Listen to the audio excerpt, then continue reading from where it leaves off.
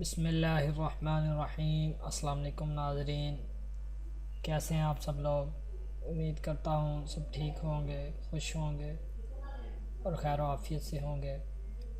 آج یہ جو وظیفہ ہم آپ لوگوں کو بتانے جا رہے ہیں، یہ ان لوگوں کے لیے وظیفہ ہے جو لوگ رزق کی کشادگی کی وجہ سے بہت ہی زیادہ پریشان ہیں، اور وہ کہتے ہیں کسی نہ کسی طرح سے ہم رزق ہمیں عطا ہو، لیکن کئی لوگ جو ہوتے ہیں وہ یہ نہیں دیکھتے کہ ہمیں رزق کہاں سے مل رہا ہے، چاہے وہ حلال طریقے سے یا حرام طریقے سے۔ وہ کہتے ہیں ہمارے پاس رزق آئے، لیکن اس طرح یہ ٹھیک نہیں ہے۔ تو میرے دوستو، آپ لوگوں کو اس کے ساتھ ساتھ یہ بھی دیکھنا بہت ضروری ہے کہ آپ کا رزق جو بھی آپ کے پاس مال آ رہا ہے وہ کہیں حرام طریقے سے تو نہیں آ رہا، کہیں آپ بھی حرام کام کر کے تو نہیں کما رہے جس کا آپ کو بھی نہ پتہ ہو۔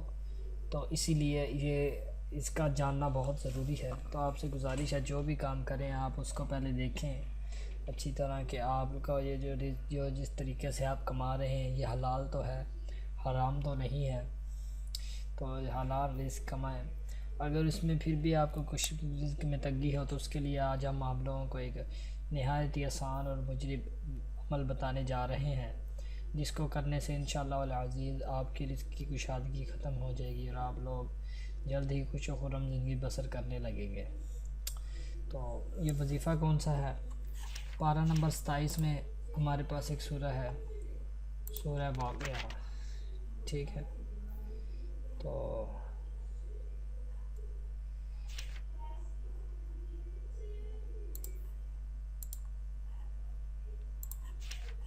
اس سورہ کو ہم نے، یہ دیکھیے یہ رہی سورہ واقعہ، تو اس سورہ کو ہم نے رات کو مغرب کی نماز کے بعد پڑھنا ہے، یا اور صبح فجر کے وقت بھی آپ اسے پڑھ سکتے ہیں، لیکن زیادہ ہے کہ آپ لوگ رات کو مغرب یا عشاء کی نماز کے بعد پڑھیں تو آپ لوگوں کو انشاءاللہ العزیز بے تحاشا خدا تعالیٰ رزق عطا فرمائے گا۔ اور صبح فجر کی نماز کے بعد بھی آپ اسے پڑھیں تو آپ لوگوں کی زندگی کی مشکلات دور ہو جائیں گی اور آپ لوگوں کو بے حساب رزق ملے گا۔